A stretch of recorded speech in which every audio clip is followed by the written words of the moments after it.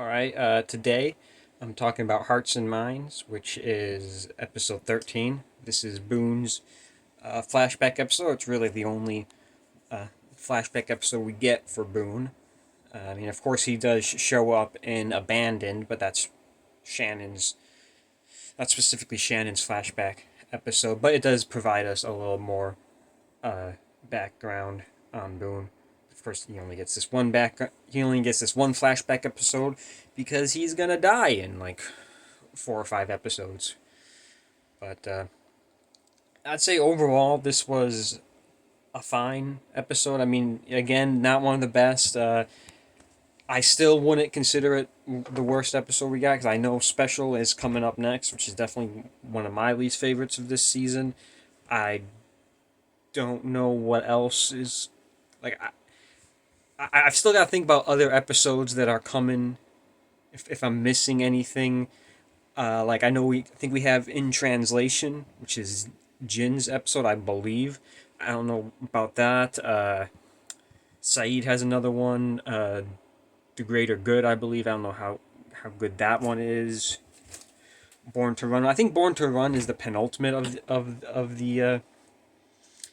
I don't think I care for that one too much, honestly. Which is Kate's third episode. And I think Jack has a third episode as well this season. Maybe he doesn't. I don't know.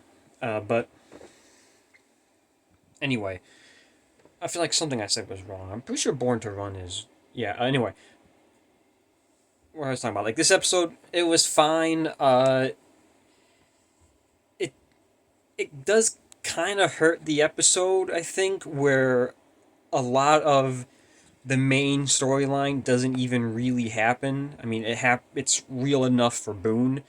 This is something that he's experienced, but it doesn't actually happen, at all. He's just hallucinating all this stuff.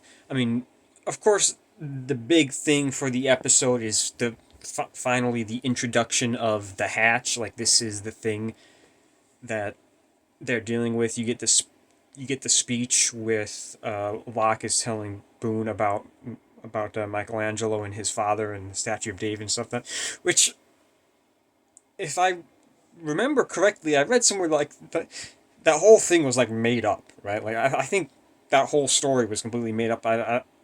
Like maybe I don't know. Like his father never disapproved of his work or something. I don't know. Uh, but I heard the whole story was like completely fake and just never happened, just for I guess dramatic purposes. Uh, but I mean, there's some good stuff in here. I like the little Hurley and Jin subplot you got going on. You don't have because Jin is Jin at this point and he doesn't speak English and he has no way to communicate with anybody. You don't get a lot of Jin storylines uh, before the reveal that Sun can talk. Like before the reveal that Sun can speak English, you don't get a lot of Jin storylines that aren't connected to Sun. So like this, I like that there's some way to get Jin involved in a storyline without Sun before Jin's communication opens up a little bit before he starts learning a little bit of English. He starts working on the raft with Michael. Uh, but yeah, I mean it's funny stuff. You have that moment where Jin says something to Hurley in a somewhat condescending tone, and Hurley just knows like you said something mean to me, didn't you? I like that.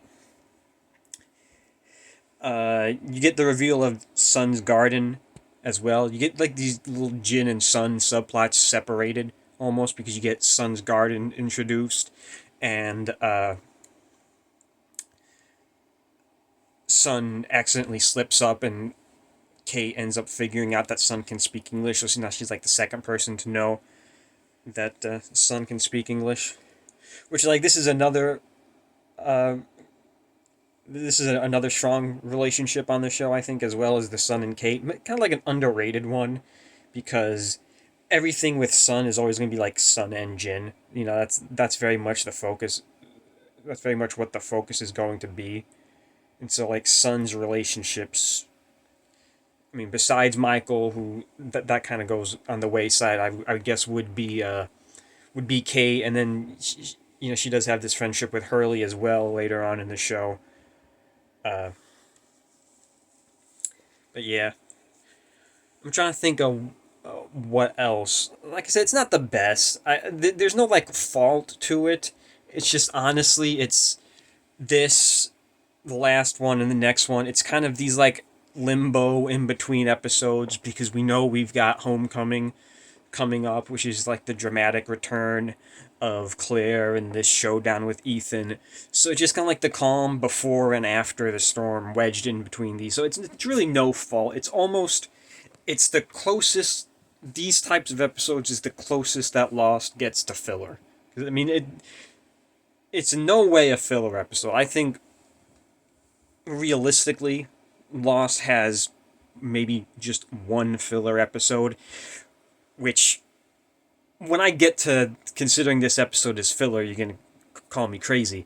But it's the closest Lost gets to a filler episode is this one episode later on in the show. Uh, so you got that to look forward to whenever that comes. But it's not filler because it's still progressing the story and the character development, and there's still key stuff going on. But yeah, a majority of the episode and the plots are filler. Like Hurley and Jin trying to, mend that relationship, and Hurley trying to catch fish. That's all filler, but it's fine because we like these characters, and it's good interactions. And of course, you have the flashbacks as well, which is always interesting because I mentioned earlier I would really like to know at what point they decided to like derail this relationship between Boone and Shannon by not even making them blood related at this point, honestly, like because that's something that's revealed during this episode that's his stepsister. They met when I think he said he was 10 and she was 8, which is young enough for them to honestly consider themselves siblings at this point. It's not like, you get like step siblings who their parents marry when they're both like 20. Like at that point, you're not going to consider that your sibling because you weren't raised with them or whatever. And then of course, I also wonder like what point they decided they want this relationship between them to be established the way it was. How like Boone's kind of like in love with Shannon. Like I'm very curious as to when in the planning this all decided to go down because like I said the last time I talked about this, there's nothing like weird or foreshadowing going on between them. Boone's just suddenly, you know, jealous and telling Saeed to, back off. And the odd thing that I've always thought was interesting about the Boone and Shannon relationship here is that they tell you that this relationship is like not right, right? But they don't do it from the standpoint of like, oh, they're step siblings. They shouldn't be dating. They do it more from the standpoint is like these are just two people in general who shouldn't be together. Like you see this relationship isn't right because Shannon is clearly manipulative and Boone is clearly obsessive. It's just like two people who even if they weren't related in any way, shape, or form, shouldn't be dating in the first place. So I always thought that was like a weird, or maybe I guess not weird, because it does serve for character more than anything. But it was always a strange just means weird. Uh, but it was always an interesting way that they established that this relationship is wrong, just like specifically their personalities, you know.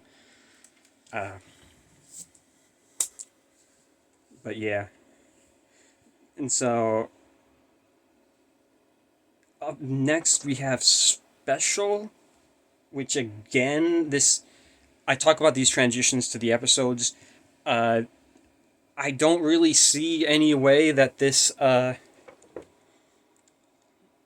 translates over from Special. I don't remember anything specifically Walt or Michael related besides just the general Boone and Locke of it all, because obviously they have an impact on the special storyline as well. But yeah, so up next you got special, and I will see you guys then.